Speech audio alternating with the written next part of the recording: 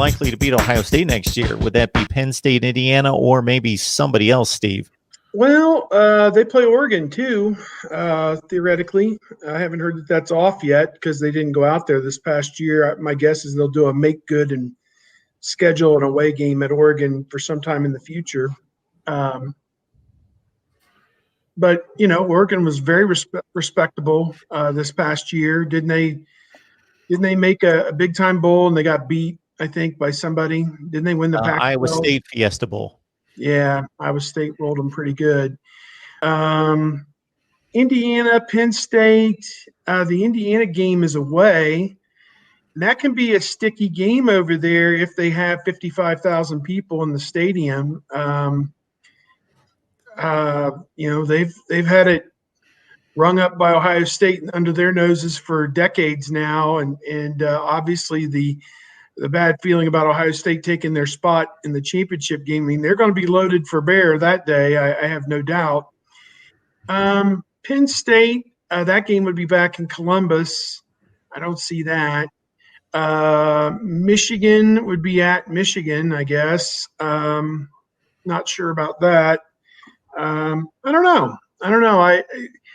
With a young quarterback, you could lose a game very easily. So I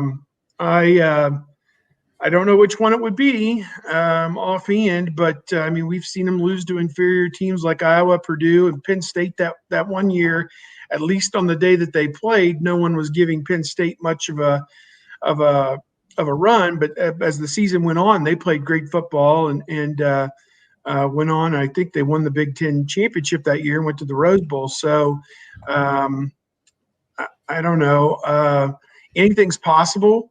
It's not a pat hand where you just say, okay, they're automatically 13-0 and back in the playoff. I don't think that's the case at all. But you just have a hard time with Indiana, and I want to like Indiana. I really do. Penix and Freifogel, they're going to get their 300 yards one way or the other. I don't think you have much doubt about that. It's 1-85. Do they match up? And I just don't know that they do. And if anything comes out of this little period here, maybe we'll see Indiana come off some of that Big Ten network money and some of that TV money that they just seem to put under the mattress or whatever and start investing in their program, better facilities, better coaches, more for recruiting. Mark Pantoni's got a room full of people analyzing tape and doing social media and whatever, and that's how they recruit the hell out of everybody. I spoke to a group years ago and I said, put up photos of the national championship game against Oregon, the game against Alabama. As I was speaking to a group and I pointed to the photo, I said, Indiana's not winning this. And that was 5 years ago. I said that. And the point was they don't invest in their program to the level of Ohio State. Now, obviously, they don't draw 110,000 people either. They don't have a $10 million live gate every other Saturday to put in their coffers. But is this the string of years to where Indiana is now? It becomes a Big Four with Indiana in it and Michigan State not in it, or a Big Five with those four in Indiana now all at the top of this division for years to come, or does Indiana just subside back to the bottom of the Big Ten or the middle of the Big Ten? I don't know. Penix was kind of a once a generational type player, it seems, for them. So. But yeah, I look at those games. I don't know who else. They play at Nebraska, and God, you keep waiting. Is this the year? Is that they open at Minnesota? They lost their best player. Nebraska did. Yeah, and they've got their quarterback back at Minnesota. Is this the year for them? You just don't know. I think we need to know more about these teams and how they get through spring football and what their lineups and their two deeps kind of look like to say, okay, they've got difference maker type players and could beat Ohio State.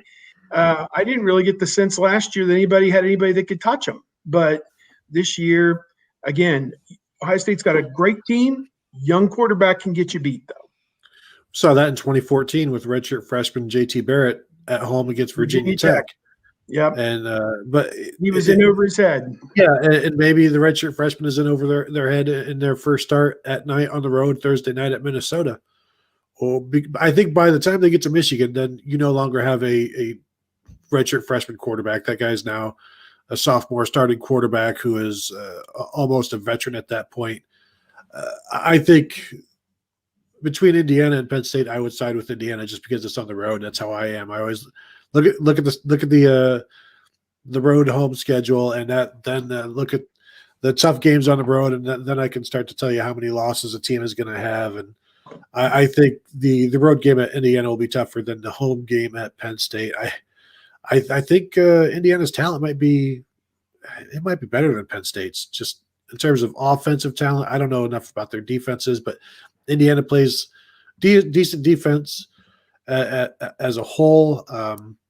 But yeah, I think I'd side with Indiana being that tougher game than Penn State, but I'll still always go on the road at Michigan. Anything could happen, even though it hasn't happened in a long time.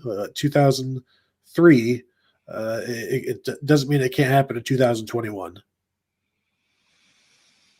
So sometime over the next few weeks, when we get a little gap in our conversation, I have worked up an 8-team and a 16-team playoff and who Ohio State's opponents within the structure of the rest of the games.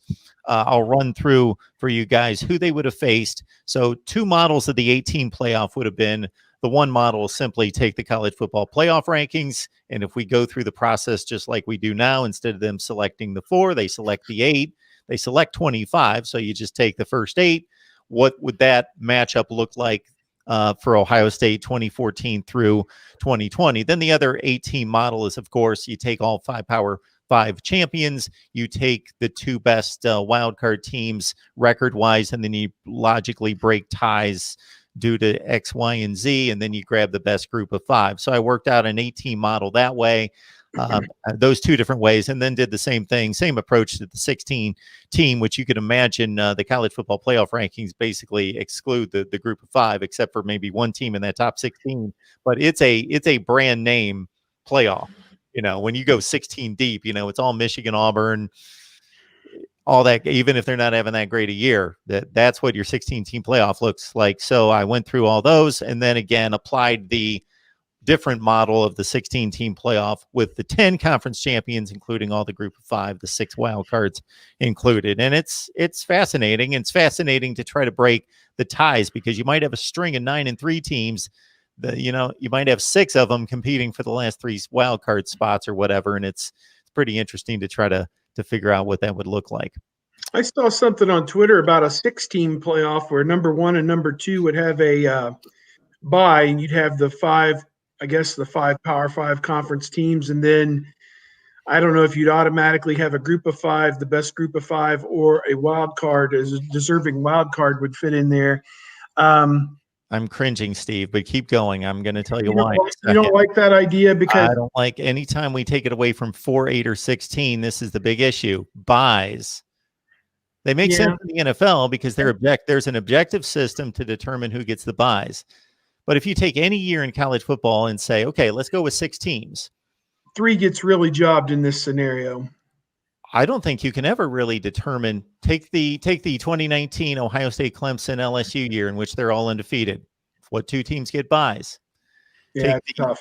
Every year year's difficult to select the 2 teams because they just don't play each other to make an objective way to say these 2 definitely distinguish themselves and they earned the buys. And obviously it's a free win.